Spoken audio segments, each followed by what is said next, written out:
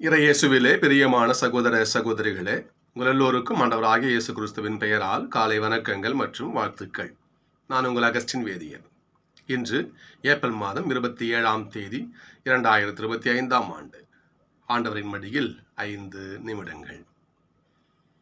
இன்றைய திருப்பாடலுடைய பல்லவி 118வது திருப்பாடல், வசனம் 1.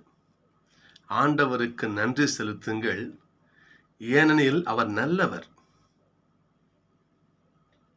ஆண்டவருக்கு நன்றி செலுத்துங்கள், ஏனென்றால் அவர் நல்லவர், என்றென்றும் உள்ளதோட பேரென்பு.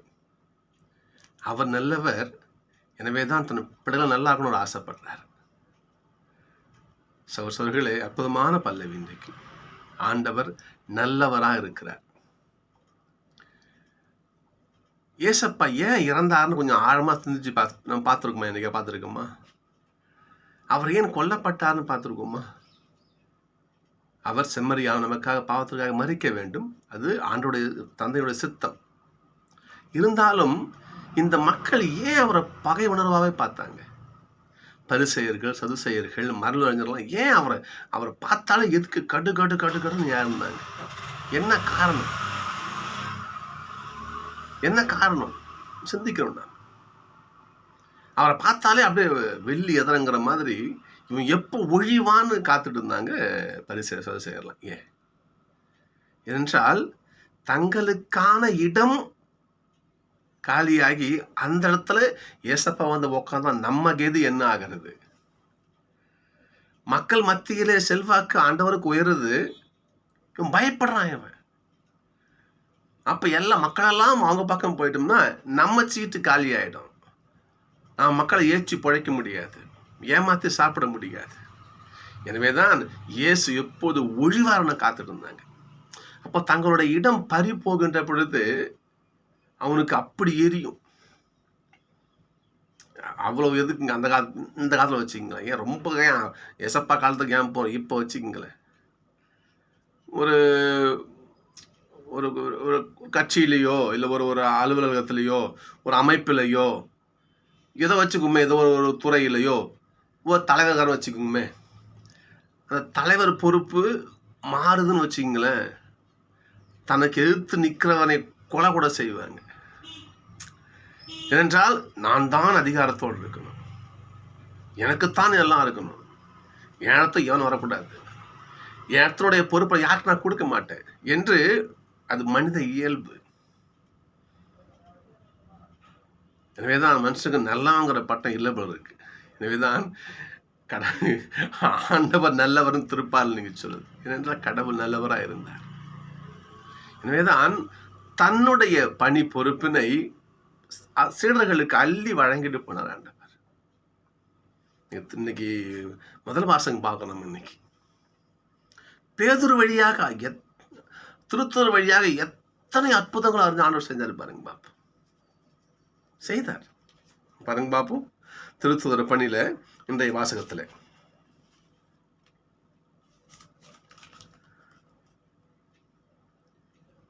மக்களிடையே பல அரும் அடையாளங்களையும் அரும் செயல்களையும் திருத்தூதர்கள் வழியாக செய்யப்பட்டன.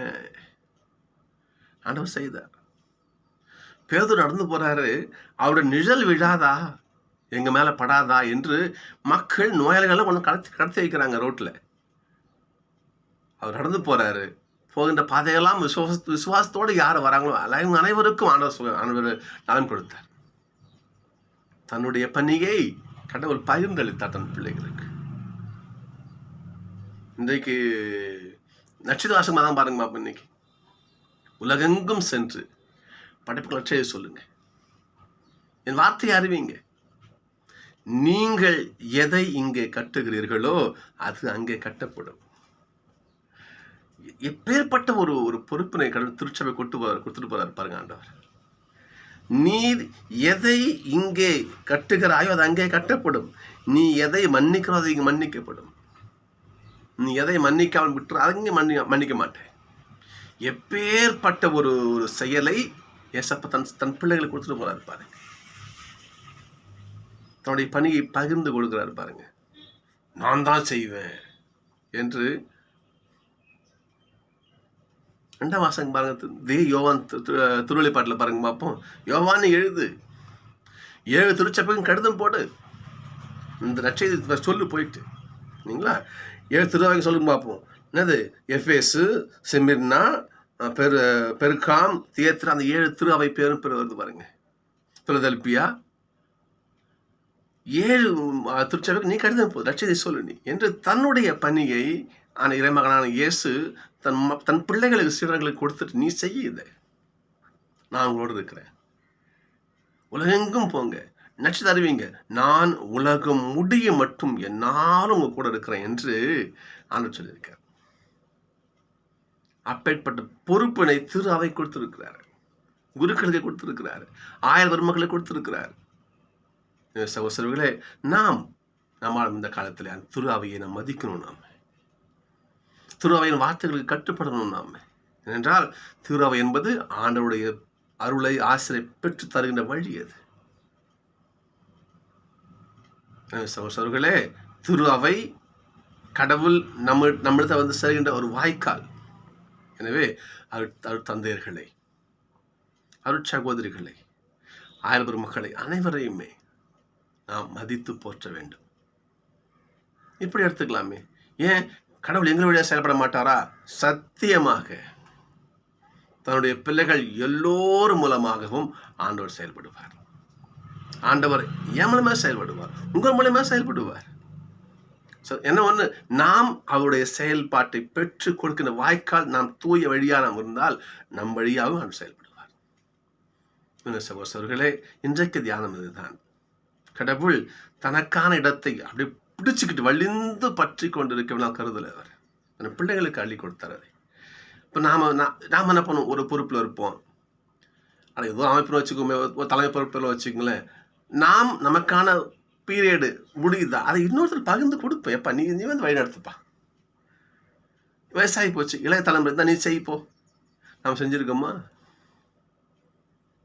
இல்லை, அது எப்படி நீ வரலாம், நீ ஒழிச்சுட்டு தான் மறுவேலை. நம்ம அப்படி சிந்திச்சு பார்ப்போம். நாம் அவ்வாறு இருந்திருக்கிறோமா? நம்முடைய தலைவர், நம்முடைய சகோதரர், நம்முடைய மூத்தான ஏசப்பாவை போல நாம தன்னுடைய பணியை தன்னுடைய கீழே பகிர்ந்து கொடுத்து நீ செய்ய உற்சாகப்படுத்திருக்கிறோமா?